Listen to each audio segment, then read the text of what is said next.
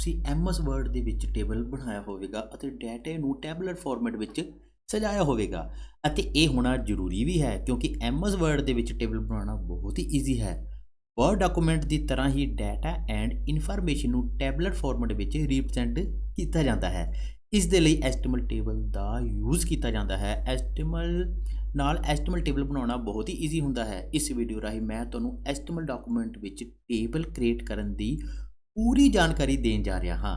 ਤੁਸੀਂ ਜਾਣੋਗੇ ਕਿ HTML ਦੇ ਵਿੱਚ ਟੇਬਲ ਨੂੰ ਕਿਵੇਂ ਕ੍ਰੀਏਟ ਕੀਤਾ ਜਾਂਦਾ ਹੈ, HTML ਦੇ ਵਿੱਚ ਟੇਬਲ ਕ੍ਰੀਏਟ ਕਰਨ ਦੇ ਲਈ ਕਿਹੜੇ HTML ਐਲੀਮੈਂਟ ਦੀ ਯੂਜ਼ਸ ਕੀਤੀ ਜਾਂਦੀ ਹੈ। ਤਾਂ HTML ਟੇਬਲ ਨੂੰ ਈਜ਼ੀ ਸਮਝਣ ਦੇ ਲਈ ਮੈਂ ਇਸ ਨੂੰ ਕਈ ਪਾਰਟਸ ਦੇ ਵਿੱਚ ਕ੍ਰੀਏਟ ਕਰਾਂਗਾ।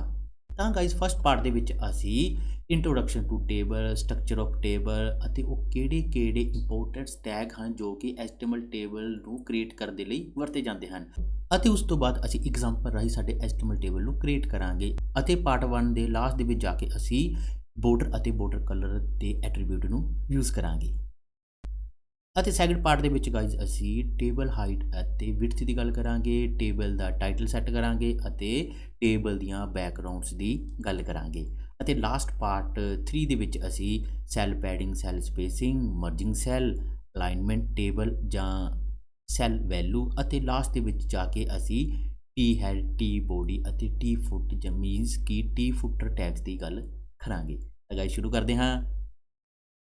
ਹੈਲੋ ਗਾਇਜ਼, ਮੈਂ ਬਿੰਟੂ ਚੌਧਰੀ CSpunjab.com ਤੋਂ ਸਭ ਤੋਂ ਪਹਿਲਾਂ ਅਸੀਂ ਗੱਲ ਕਰਾਂਗੇ ਸਾਡੇ ਇੰਟਰੋਡਕਸ਼ਨ ਟੂ ਟੇਬਲ। ਗਾਇਜ਼ ਸਾਡੇ ਕੋਲ ਇਸ ਸਮੇਂ ਦੋ ਟੇਬਲ ਹਨ, ਇੱਕ ਸਾਡੇ ਕੋਲ ਸਿੰਪਲ ਟੇਬਲ ਹੈ, ਇੱਕ ਸਾਡੇ ਕੋਲ HTML ਦਾ ਟੇਬਲ ਹੈ।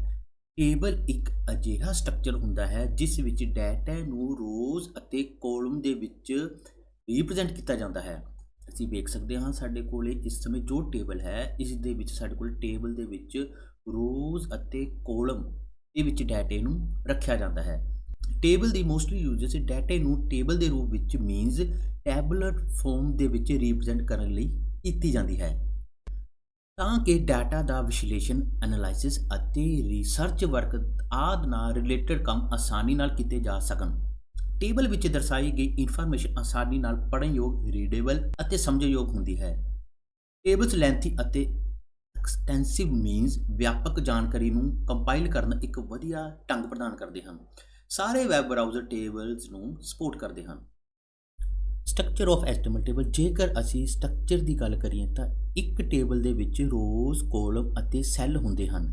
ਇਹ 3 ਐਲੀਮੈਂਟ ਹੀ ਟੇਬਲ ਦੇ ਆਧਾਰ ਹੁੰਦੇ ਹਨ। ਇਹਨਾਂ ਵਿੱਚ ਸਭ ਤੋਂ ਪਹਿਲਾਂ ਸਾਡੇ ਕੋਲ ਕਾਲਮ ਹੈ।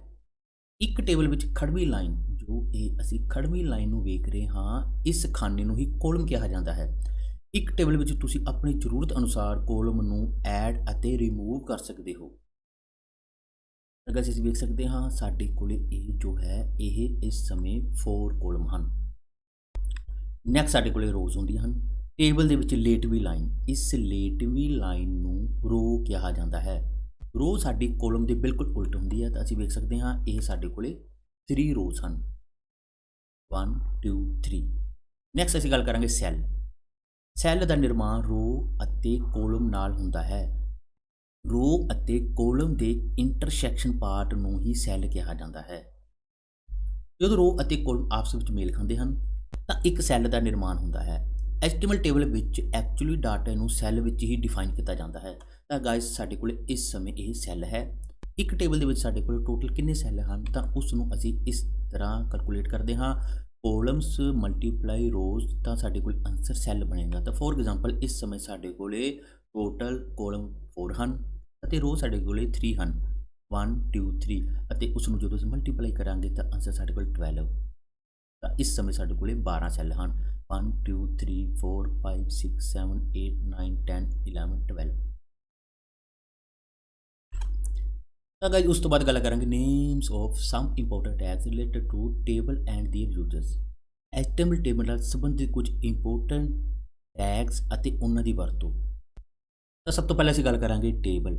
HTML ਡਾਕੂਮੈਂਟ ਵਿੱਚ ਇੱਕ ਟੇਬਲ ਕ੍ਰੀਏਟ ਕਰਨ ਲਈ ਟੇਬਲ ਟੈਗ ਦੀ ਵਰਤੋਂ ਕੀਤੀ ਜਾਂਦੀ ਹੈ। ਇਹ ਇੱਕ ਪੇਅਰ ਟੈਗ ਹੈ, ਉਹ ਟੈਗ ਜੋ ਸ਼ੁਰੂ ਹੁੰਦਾ ਅਤੇ ਬੰਦ ਵੀ ਹੁੰਦਾ ਹੈ। ਅਸੀਂ ਉਸ ਨੂੰ ਪੇਅਰ ਜਾਂ ਕੰਟੇਨਰ ਟੈਗ ਦੇ ਨਾਮ ਨਾਲ ਜਾਣਦੇ ਹਾਂ। ਨੈਕਸਟ ਸਾਡੇ ਕੋਲ TR ਟੈਗ ਹੁੰਦਾ ਹੈ। TR ਦਾ ਮੀਨਸ ਟੇਬਲ ਰੋ। ਇਹ ਟੈਗ ਟੇਬਲ ਵਿੱਚ ਇੱਕ ਰੋ ਕਤਾਰ ਨੂੰ ਰਿਪਰੈਜ਼ੈਂਟ ਕਰਨ ਲਈ ਵਰਤਿਆ ਜਾਂਦਾ ਹੈ। ਇਹ ਵੀ ਇੱਕ ਪੇਅਰ ਟੈਗ ਹੈ।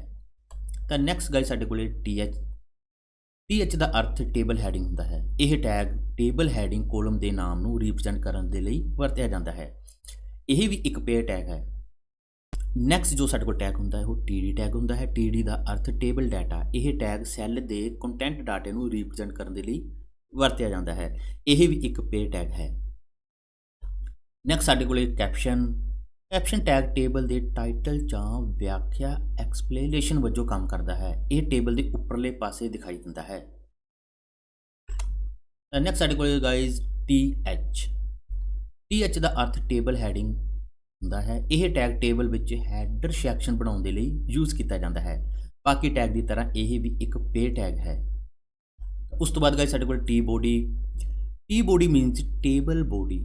ਇਸ ਟੈਗ ਦੀ ਵਰਤੋਂ ਟੇਬਲ ਬੋਡੀ ਸੈਕਸ਼ਨ ਬਣਾਉਣ ਦੇ ਲਈ ਕੀਤੀ ਜਾਂਦੀ ਹੈ। ਇਹ ਵੀ ਇੱਕ ਪੇਅਰ ਟੈਗ ਹੈ। ਤਾਂ ਲਾਸਟ ਵਿੱਚ ਸਾਡੇ ਕੋਲ ਗਾਇਜ਼ ਫੁੱਟ ਦਾ ਅਰਥ ਟੇਬਲ ਫੁੱਟਰ ਹੁੰਦਾ ਹੈ। ਇਸ ਟੈਗ ਦੀ ਵਰਤੋਂ ਟੇਬਲ ਦਾ ਫੁੱਟਰ ਸੈਕਸ਼ਨ ਬਣਾਉਣ ਦੇ ਲਈ ਕੀਤੀ ਜਾਂਦੀ ਹੈ ਅਤੇ ਇਹ ਵੀ ਇੱਕ ਸਾਡੇ ਕੋਲ ਪੇਅਰ ਟੈਗ ਹੈ।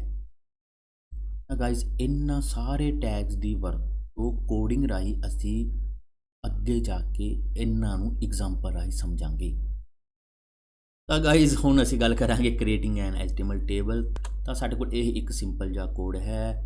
ਟੇਬਲ ਦੇ ਲਈ ਅਸੀਂ ਇੱਕ ਟੇਬਲ ਨਾਂ ਦਾ ਟੈਗ ਸ਼ੁਰੂ ਕਰਦੇ ਹਾਂ। ਉਸ ਤੋਂ ਬਾਅਦ ਅਸੀਂ TR ਟੈਗ ਨੂੰ ਸ਼ੁਰੂ ਕਰਦੇ ਹਾਂ। ਉਸ ਤੋਂ ਬਾਅਦ ਅਸੀਂ TH ਟੈਗ ਦੀ ਵਰਤੋਂ ਕਰਦੇ ਹਾਂ। ਜੋ ਕੋਲਮ ਤੁਸੀਂ ਆਈਟਮ ਨੂੰ ਕ੍ਰੀਏਟ ਕਰਨਾ ਚਾਹੁੰਦੇ ਹੋ ਤੁਸੀਂ TR ਟੈਗ ਦੇ ਅੰਦਰ ਉਹਨਾਂ ਨੂੰ ਮੈਂਸ਼ਨ ਕਰ ਸਕਦੇ ਹੋ। ਜਿਵੇਂ ਕਿ ਅਸੀਂ ਵੇਖ ਸਕਦੇ ਹਾਂ ਅਸੀਂ ਇਸ ਸਮੇਂ 3 ਕੋਲਮ ਨੂੰ ਕ੍ਰੀਏਟ ਕੀਤਾ ਹੈ।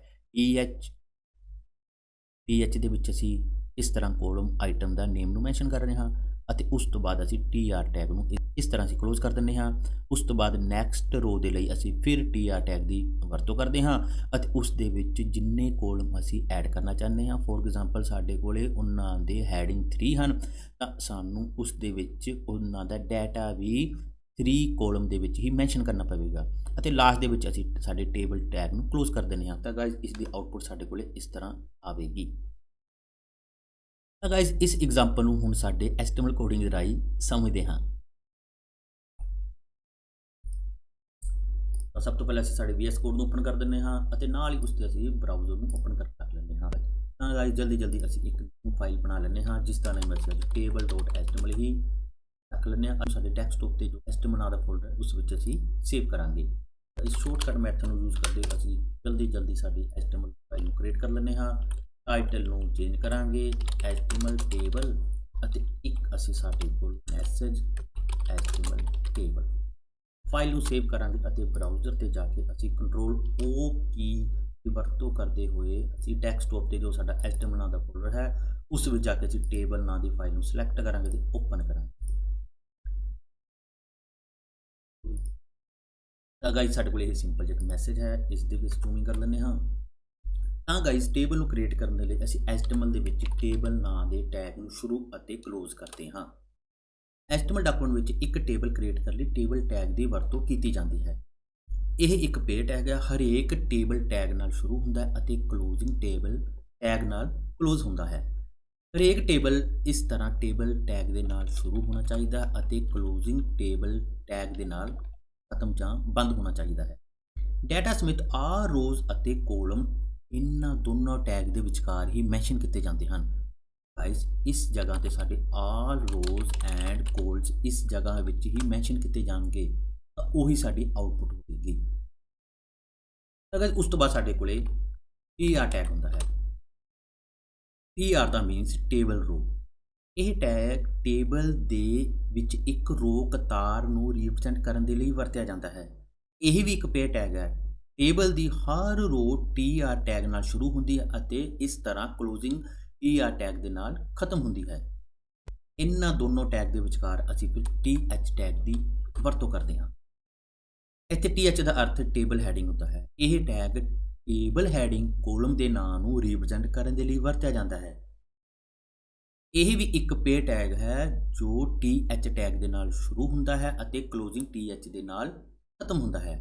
ਹਰੇਕ ਟੇਬਲ ਹੈਡਿੰਗ ਕੋਲਮ ਦੇ ਨਾਮ ਤੇ ਇਹਨਾਂ ਦੋਨਾਂ ਦੇ ਵਿਚਕਾਰ ਆਉਂਦੇ ਹਨ। ਇਹ ਟੈਗ TR ਅਤੇ ਕਲੋਜ਼ਿੰਗ TR ਟੈਗ ਦੇ ਵਿਚਕਾਰ ਰਿਪਰੈਜ਼ੈਂਟ ਹੋਣੇ ਚਾਹੀਦੇ ਹਨ। ਇਹ ਦੋਨੋਂ ਟੈਗ ਸਾਡੇ tr ਟੈਗ ਦੇ ਵਿਚਕਾਰ ਹੀ ਮੈਂਸ਼ਨ ਕੀਤੇ ਜਾਂਦੇ ਹਨ। ਆਮ ਤੌਰ ਤੇ ਅਸੀਂ ਟੇਬਲ ਦੀ ਟੌਪ ਰੋ ਨੂੰ ਟੇਬਲ ਹੈਡਿੰਗ ਵਜੋਂ ਵਰਤਦੇ ਹਾਂ, ਪਰ ਅਸੀਂ ਕਿਸੇ ਵੀ ਰੋਜ਼ ਵਿੱਚ th ਟੈਗ ਨੂੰ ਕਿਤੇ ਵੀ ਵਰਤ ਸਕਦੇ ਹਾਂ। ਸੀਰੀਅਲ ਨੰਬਰ ਮੈਂਸ਼ਨ ਕਰ ਲੈਂਦੇ ਹਾਂ। ਅਸੀਂ ਸਾਡੀ ਫਾਈਲ ਨੂੰ ਸੇਵ ਕਰਾਂਗੇ ਅਤੇ ਸਾਡੇ ਬਰਾਊਜ਼ਰ ਤੇ ਆ ਕੇ ਇਹਨੂੰ ਰੀਲੋਡ ਕਰਾਂਗੇ। ਤਾਂ ਗਾਇਜ਼ ਇਸ ਸਮੇਂ ਸਾਡੇ ਕੋਲ ਜੋ ਅਸੀਂ th ਦੇ ਅੰਦਰ ਜੋ ਟੈਕਸਟ ਦਿੱਤਾ ਹੈ, ਇਸ ਸਮੇਂ ਹੁਣ ਸਾਡੇ ਕੋਲ ਇਹ ਇੱਕ ਟੇਬਲ ਹੈਡਿੰਗ ਬਣ ਗਈ ਹੈ। ਤਾਂ ਗਾਇਜ਼ ਇਹ ਸਾਡੇ ਕੋਲ ਇੱਕ ਟੇਬਲ ਦੇ ਅੰਦਰ ਇੱਕ ਰੋ ਅਤੇ ਇੱਕ ਕੋਲਮ ਬਣ ਗਿਆ ਹੈ। ਤਾਂ ਨੈਕਸਟ ਕੋਲਮ ਦੇ ਲਈ ਅਸੀਂ ਫਿਰ ਸਾਡੇ th ਨੂੰ ਟੈਗ ਨੂੰ ਸ਼ੁਰੂ ਕਰਾਂਗੇ ਤੇ ਇਸ ਦੇ ਅੰਦਰ ਅਸੀਂ ਨੇਮ ਆਫ ਸਟੂਡੈਂਟ ਸਾਡੀ ਫਾਈਲ ਨੂੰ ਸੇਵ ਕਰਾਂਗੇ ਤੇ ਸਾਡੇ ਪੇਜ ਨੂੰ ਰੀਲੋਡ। ਤਾਂ ਹੁਣ ਸਾਡੇ ਕੋਲ ਇੱਕ ਟੇਬਲ ਦੇ ਅੰਦਰ ਦੋ ਕੋਲਮ ਅਸੀਂ ਕ੍ਰੀਏਟ ਕਰ ਲਏ ਹਨ। ਇਸੇ ਤਰ੍ਹਾਂ ਗਾਇਜ਼ ਜੇਕਰ ਅਸੀਂ ਇੱਕ ਹੋਰ ਕ੍ਰੀਏਟ ਕਰਨਾ ਹੋਵੇ ਤਾਂ ਅਸੀਂ ਫੋਰ ਐਗਜ਼ਾਮਪਲ ਕਲਾਸ ਨੂੰ ਕ੍ਰੀਏਟ ਕਰਾਂਗੇ, ਸਾਡੀ ਫਾਈਲ ਨੂੰ ਸੇਵ ਕਰਾਂਗੇ ਤੇ ਪੇਜ ਨੂੰ ਰੀਲੋਡ ਕਰਾਂਗੇ। ਤਾਂ ਗਾਇਜ਼ ਇਸ ਤਰ੍ਹਾਂ ਸਾਡੇ HTML ਟੇਬਲ ਦੇ ਅੰਦਰ ਕੋਲਮ ਅਤੇ ਰੋ ਨੂੰ ਕ੍ਰੀਏਟ ਕੀਤਾ ਜਾਂਦਾ ਹੈ। ਤਾਂ ਗਾਇਜ਼ ਅਸੀਂ ਵੇਖ ਸਕਦੇ ਹਾਂ ਅਸੀਂ ਇੱਕ ਟੇਬਲ ਦੇ ਅੰਦਰ ਇੱਕ ਰੋ ਨੂੰ ਕ੍ਰੀਏਟ ਕਰ ਲਿਆ ਹੈ, ਜਿਸ ਦੇ ਅੰਦਰ ਅਸੀਂ 3 ਕੋਲਮ ਐਡ ਕੀਤੇ ਹਨ। ਇਸੇ ਤਰ੍ਹਾਂ ਗਾਇਜ਼ ਜਦੋਂ ਅਸੀਂ ਹੁਣ ਇਸ ਦੇ ਨੀਚੇ ਨਵੀਂ ਰੋ ਨੂੰ ਕ੍ਰੀਏਟ ਕਰਨਾ ਚਾਹੁੰਦੇ ਹਾਂ ਤਾਂ ਫਿਰ ਅਸੀਂ ਇਸੇ ਤਰ੍ਹਾਂ ਇਸ ਰੋ ਦੇ ਕਲੋਜ਼ਿੰਗ ਤੋਂ ਬਾਅਦ ਅਸੀਂ ਨਵੀਂ ਰੋ ਨੂੰ ਸ਼ੁਰੂ ਕਰਾਂਗੇ ਤੇ ਇਸ ਦੇ ਅੰਦਰ ਹੁਣ ਅਸੀਂ ਜਾ ਕੇ td ਟੈਗ ਨੂੰ ਸ਼ੁਰੂ ਅਤੇ ਕਲੋਜ਼ ਕਰਾਂਗੇ।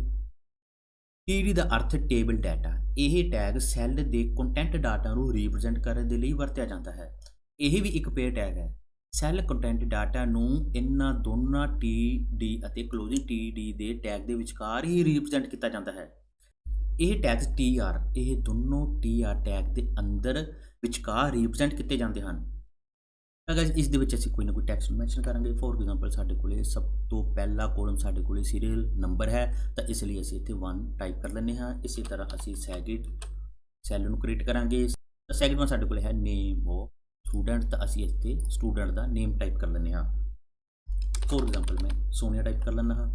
ਇਸੇ ਤਰ੍ਹਾਂ ਸਾਡੇ ਕੋਲੇ ਲਾਸਟ ਵਾਲਾ ਕੋਲਮ ਕਲਾਸ ਹੈ, ਤਾਂ ਅਸੀਂ ਉਸ ਦੇ ਲਈ ਵੀ ਕਲਾਸ ਵਿੱਚ 10th ਕਲਾਸ ਹੈ। ਫਾਈਲ ਨੂੰ ਸੇਵ ਕਰਾਂਗੇ ਤੇ ਸਾਡੇ ਪੇਜ ਨੂੰ ਰੀਲੋਡ ਕਰਾਂਗੇ। ਤਾਂ ਗਾਇਜ਼ ਅਸੀਂ ਵੇਖ ਸਕਦੇ ਹਾਂ ਹੁਣ ਸਾਡੇ ਇੱਕ ਟੇਬਲ ਦੇ ਅੰਦਰ ਦੋ ਰੋ ਕ੍ਰੀਏਟ ਹੋ ਗਈਆਂ ਹਨ। ਫਸਟ ਰੋ ਜੋ ਹੈ ਉਸ ਦੇ ਅੰਦਰ ਅਸੀਂ 3 ਕੋਲਮ ਕ੍ਰੀਏਟ ਕੀਤੇ ਹਨ। th ਦੀ ਅਲਾਈਨਮੈਂਟ ਬਾਈ ਡਿਫਾਲਟ ਸੈਂਟਰ ਵਿੱਚ ਹੁੰਦੀ ਹੈ ਅਤੇ td ਦੀ ਅਲਾਈਨਮੈਂਟ ਬਾਈ ਡਿਫਾਲਟ ਲੈਫਟ ਹੁੰਦੀ ਹੈ। ਤਾਂ ਗਾਇਜ਼ ਇਸ ਤਰ੍ਹਾਂ HTML ਦੇ ਵਿੱਚ ਇੱਕ ਟੇਬਲ ਨੂੰ ਕ੍ਰੀਏਟ ਕੀਤਾ ਜਾਂਦਾ ਹੈ। ਇਸੇ ਤਰ੍ਹਾਂ ਜੇਕਰ ਅਸੀਂ ਇੱਕ ਰੋ ਨੂੰ ਹੋਰ ਦਾਖਲ ਕਰਨਾ ਚਾਹੁੰਦੇ ਹਾਂ ਤਾਂ ਅਸੀਂ ਗਾਇਜ਼ ਇਸ ਨੂੰ ਕਾਪੀ ਕਰ ਲੈਂਦੇ ਹਾਂ। ਰੋ ਅਸੀਂ ਦੇ ਨਾਲ ਕਾਪੀ ਕਰਾਂਗੇ ਤੇ ਪੇਸਟ ਕਰ ਲਾਂਗੇ। ਪਰ ਇੱਥੇ 2 ਟਾਈਪ ਕਰ ਲੈਂਦੇ ਹਾਂ। ਫੋਰ ਐਗਜ਼ਾਮਪਲ ਮੈਂ ਅਮਨ ਟਾਈਪ ਕਰ ਲੈਣਾ। ਫਾਈਲ ਨੂੰ ਸੇਵ ਕਰਾਂਗੇ, ਪੇਜ ਨੂੰ ਰੀਲੋਡ ਕਰਾਂਗੇ। ਇਸੇ ਤਰ੍ਹਾਂ ਗਾਇਜ਼ ਤੁਸੀਂ ਜਿੰਨੀਆਂ ਮਰਜ਼ੀ ਰੋਜ਼ ਨੂੰ ਤੁਸੀਂ ਆਪਣੇ ਟੇਬਲ ਦੇ ਅੰਦਰ ਮੈਂਸ਼ਨ ਕਰ ਸਕਦੇ ਹੋ। ਸਾਡੀ ਫਾਈਲ ਨੂੰ ਸੇਵ ਕਰਾਂਗੇ ਤੇ ਪੇਜ ਨੂੰ ਰੀਲੋਡ ਕਰਾਂਗੇ। ਇਹ ਸਾਡੇ ਕੋਲ HTML ਟੇਬਲ ਹੈ। ਬਾਈ ਡਿਫਾਲਟ ਟੇਬਲ ਵਿੱਚ ਕੋਈ ਬੋਰਡਰ ਸੈੱਟ ਨਹੀਂ ਕੀਤਾ ਜਾਂਦਾ। ਗਾਇਜ਼ ਇਹ ਸਾਡੇ ਕੋਲ ਜੋ HTML ਟੇਬਲ ਹੈ ਇਸ ਦੇ ਉੱਪਰ ਹੁਣ ਕੋਈ ਵੀ ਬੋਰਡਰ ਨਹੀਂ ਹੈ। ਬੋਰਡਰ ਸੈੱਟ ਕਰਨ ਦੇ ਲਈ ਇਸ ਦੇ ਚਾਰੋਂ ਪਾਸੋਂ ਬੋਰਡਰ ਸੈੱਟ ਕਰਨ ਦੇ ਲਈ ਸਾਨੂੰ ਟੇਬਲ ਦੇ ਵਿੱਚ ਬੋਰਡਰ ਐਟਰੀਬਿਊਟ ਦੀ ਵਰਤੋਂ ਕੀਤੀ ਜਾਂਦੀ ਹੈ। ਤਾਂ ਉਸ ਲਈ ਪਹਿਲਾਂ ਅਸੀਂ ਉਸ ਬਾਰੇ ਸਟੱਡੀ ਕਰ ਲੈਂਦੇ ਹਾਂ। Setting table border and border colour. By default ਤਾਂ ਟੇਬਲ ਵਿੱਚ ਕੋਈ ਬੋਰਡਰ ਸੈੱਟ ਨਹੀਂ ਕੀਤਾ ਜਾਂਦਾ। ਇਹ ਟੇਬਲ ਟੈਗ ਦਾ ਬੋਰਡਰ ਐਟਰੀਬਿਊਟ ਹੈ ਜੋ ਸਾਰੇ ਸੈੱਲਾਂ ਦਾ ਬੋਰਡਰ ਸੈੱਟ ਕਰਨ ਦੇ ਲਈ ਵਰਤਿਆ ਜਾਂਦਾ ਹੈ। ਬੋਰਡਰ ਦੀ ਵਿਡਥ ਚੌੜਾਈ ਨੰਬਰਸ ਵਿੱਚ ਮੈਂਸ਼ਨ ਕੀਤੀ ਜਾਂਦੀ ਹੈ। ਫੋਰ ਐਗਜ਼ਾਮਪਲ ਅਸੀਂ ਜੇਕਰ ਇਸ ਕੋਡਿੰਗ ਦੀ ਗੱਲ ਕਰੀਏ ਤਾਂ ਅਸੀਂ ਟੇਬਲ ਦੇ ਅੰਦਰ ਜਾ ਕੇ ਬੋਰਡਰ ਐਟਰੀਬਿਊਟ ਨੂੰ ਯੂਜ਼ ਕਰ ਰਹੇ ਹਾਂ। ਤਾਂ ਬੋਰਡਰ ਨੂੰ ਅਸੀਂ 1 ਵੈਲਿਊ ਮੈਂਸ਼ਨ ਕਰ ਰਹੇ ਹਾਂ ਅਤੇ ਉਸ ਤੋਂ ਬਾਅਦ ਅਸੀਂ ਬੋਰਡਰ ਕਲਰ ਐਟਰੀਬਿਊਟ ਨੂੰ ਯੂਜ਼ ਕਰਦੇ ਹੋਏ ਅਸੀਂ ਉਸ ਵਿੱਚ ਕਲਰ ਨੂੰ ਮੈਂਸ਼ਨ ਕੀਤਾ ਹੈ। ਤਾਂ ਇਸ ਤਰ੍ਹਾਂ ਸਾਡੇ ਕੋਲ ਇਹ ਆਊਟਪੁੱਟ ਆ ਜਾਵੇਗੀ। ਤਾਂ ਗਾਇਜ਼ ਇਸ ਐਗਜ਼ਾਮਪਲ ਨੂੰ ਸਾਡੇ HTML ਕੋਡਿੰਗ ਰਾਹੀਂ ਸਮਝਦੇ ਹਾਂ। ਟੇਬਲ ਦੀ ਬੋਰਡਰ ਦੇ ਲਈ ਅਸੀਂ ਟੇਬਲ ਦੇ ਵਿੱਚ ਜਾ ਕੇ ਬੋਰਡਰ ਐਟਰੀਬਿਊਟ ਨੂੰ ਯੂਜ਼ ਕਰਦੇ ਹਾਂ। ਫੋਰ ਐਗਜ਼ਾਮਪਲ ਇੱਕ ਥਿਨ ਪਤਲਾ ਬੋਰਡਰ ਸੈੱਟ ਕਰਨ ਦੇ ਲਈ ਬੋਰਡਰ ਐਟਰੀਬਿਊਟ ਦੀ ਵੈਲਿਊ ਨੂੰ 1 ਸੈੱਟ ਕੀਤਾ ਜਾਂਦਾ ਹੈ। ਫਾਈਲ ਨੂੰ ਸੇਵ ਕਰਾਂਗੇ ਤੇ ਸਾਡੇ ਪੇਜ ਨੂੰ ਰੀਲੋਡ ਕਰਾਂਗੇ। ਤਾਂ ਗਾਇਜ਼ ਅਸੀਂ ਵੇਖ ਸਕਦੇ ਹਾਂ ਅਸੀਂ ਹੁਣ ਸਾਡੇ HTML ਟੇਬਲ ਦੇ ਆਲੇ ਦੁਆਲੇ ਜਾਂ ਸਾਡੇ ਟੇਬਲ ਦੇ ਉੱਪਰ ਇੱਕ ਬੋਰਡਰ ਨੂੰ ਸੈੱਟ ਕਰ ਲਿਆ ਹੈ। ਬੋਰਡਰ ਦੀ ਮੋਟਾਈ ਇਨਕਰੀਜ਼ ਕਰਨ ਦੇ ਲਈ ਅਸੀਂ ਵੈਲਿਊ ਨੂੰ ਵਧਾ ਸਕਦੇ ਹਾਂ। ਫੋਰ ਐਗਜ਼ਾਮਪਲ ਅਸੀਂ 1 ਦੀ ਜਗ੍ਹਾ 'ਤੇ ਹੁਣ 5 ਟਾਈਪ ਕਰ ਲੈਂਦੇ ਹਾਂ। ਸਾਡੀ ਫਾਈਲ ਨੂੰ ਸੇਵ ਕਰਾਂਗੇ ਅਤੇ ਪੇਜ ਨੂੰ ਰੀਲੋਡ ਕਰਾਂਗੇ। ਇਸ ਤਰ੍ਹਾਂ ਅਸੀਂ ਸਾਡੇ ਟੇਬਲ ਦੀ ਮੋਟਾਈ ਵੀ ਵਧਾ ਸਕਦੇ ਹਾਂ। ਜੇਕਰ ਬੋਰਡਰ ਲਈ ਬੋਰਡਰ ਨੂੰ 0 ਸੈੱਟ ਕੀਤਾ ਜਾਂਦਾ ਹੈ ਤਾਂ ਇਹ ਬੋਰਡਰ ਦਿਖਾਈ ਨਹੀਂ ਦੇਵੇਗਾ। ਅਸੀਂ ਫਾਈਲ ਨੂੰ ਸੇਵ ਕਰਾਂਗੇ, ਪੇਜ ਨੂੰ ਰੀਲੋਡ ਕਰਾਂਗੇ। ਜੇਕਰ ਬੋਰਡਰ ਨੂੰ ਵੇਖਣਾ ਚਾਹੁੰਦੇ ਹਾਂ ਤਾਂ ਅਸੀਂ ਇਸ ਦੇ ਵਿੱਚ 0 ਤੋਂ ਉੱਪਰ ਕੋਈ ਵੀ ਵੈਲਿਊ ਨੂੰ ਮੈਂਸ਼ਨ ਕਰਾਂਗੇ। 2 ਟਾਈਪ ਕਰਾਂਗੇ, ਪੇਜ ਨੂੰ ਰੀਲੋਡ ਕਰਾਂਗੇ। ਤਾਂ ਗਾਇਸ ਉਸ ਤੋਂ ਬਾਅਦ ਅਸੀਂ ਗੱਲ ਕਰਾਂਗੇ ਬੋਰਡਰ ਕਲਰ। ਟੇਬਲ ਬੋਰਡਰ ਦਾ ਕਲਰ ਬਦਲਣ ਦੇ ਲਈ ਬੋਰਡਰ ਕਲਰ ਐਟਰੀਬਿਊਟ ਵਰਤਿਆ ਜਾ ਸਕਦਾ ਹੈ। ਬੋਰਡਰ ਦਾ ਕਲਰ ਓਨਲੀ ਉਸ ਸਮੇਂ ਹੀ ਦਿਖਾਈ ਦੇਵੇਗਾ ਜਦੋਂ ਬੋਰਡਰ ਦੀ ਵੈਲਿਊ 1 ਜਾਂ ਇਸ ਤੋਂ ਉੱਪਰ ਹੋਵੇਗੀ। ਤਾਂ ਗਾਇਸ ਉਸ ਦੇ ਲਈ ਅਸੀਂ ਇਸ ਦੇ ਅੰਦਰ ਕੋਈ ਨਾ ਕੋਈ ਕਲਰ ਨੂੰ ਮੈਂਸ਼ਨ ਕਰ ਲੈਂਦੇ ਹਾਂ। ਫੋਰ ਐਗਜ਼ਾਮਪਲ ਅਸੀਂ ਰੈੱਡ ਟਾਈਪ ਕਰਾਂਗੇ, ਫਾਈਲ ਨੂੰ ਸੇਵ ਕਰਾਂਗੇ ਅਤੇ ਸਾਡੇ ਪੇਜ ਨੂੰ ਰੀਲੋਡ ਕਰਾਂਗੇ। ਤਾਂ ਗਾਇਸ ਅਸੀਂ ਵੇਖ ਸਕਦੇ ਹਾਂ ਬੋਰਡਰ ਕਲਰ ਐਟਰੀਬਿਊਟ ਨੂੰ ਯੂਜ਼ ਕਰਦੇ ਹੋਏ ਅਸੀਂ ਸਾਡੇ ਟੇਬਲ ਦੇ ਬੋਰਡਰ ਦਾ ਕਲਰ ਵੀ ਚੇਂਜ ਕਰ ਸਕਦੇ ਹਾਂ। ਜਦੋਂ ਅਸੀਂ ਇਸ ਦੀ ਵੈਲਿਊ ਨੂੰ 0 ਕਰ ਦੇਵਾਂਗੇ, ਫਾਈਲ ਨੂੰ ਸੇਵ ਕਰਾਂਗੇ ਅਤੇ ਪੇਜ ਨੂੰ ਰੀਲੋਡ ਕਰਾਂਗੇ ਤਾਂ ਸਾਡਾ ਬੋਰਡਰ ਕਲਰ ਐਟਰੀਬਿਊਟ ਦਿਖਾਈ ਨਹੀਂ ਦੇਵੇਗਾ। ਇਹ ਉਸ ਸਮੇਂ ਹੀ ਇਸ ਦਾ ਕਲਰ ਵਿਖਾਈ ਦੇਵੇਗਾ ਜਦੋਂ ਅਸੀਂ ਇਸ ਦੀ ਵੈਲਿਊ 1 ਜਾਂ ਇਸ ਤੋਂ ਅਬਵ ਮੈਂਸ਼ਨ ਕਰਾਂਗੇ। ਤੁਸੀਂ ਆਪਣੇ ਅਕੋਰਡਿੰਗ ਕਲਰ ਨੂੰ ਚੇਂਜ ਕਰ ਸਕਦੇ ਹੋ। ਇਸ ਦੀ ਜਗ੍ਹਾ 'ਤੇ ਤੁਸੀਂ ਹੈਕਸਾਡੈਸੀਮਲ ਵੀ ਯੂਜ਼ ਕਰ ਸਕਦੇ ਹੋ। ਫੋਰ ਐਗਜ਼ਾਮਪਲ ਮੈਂ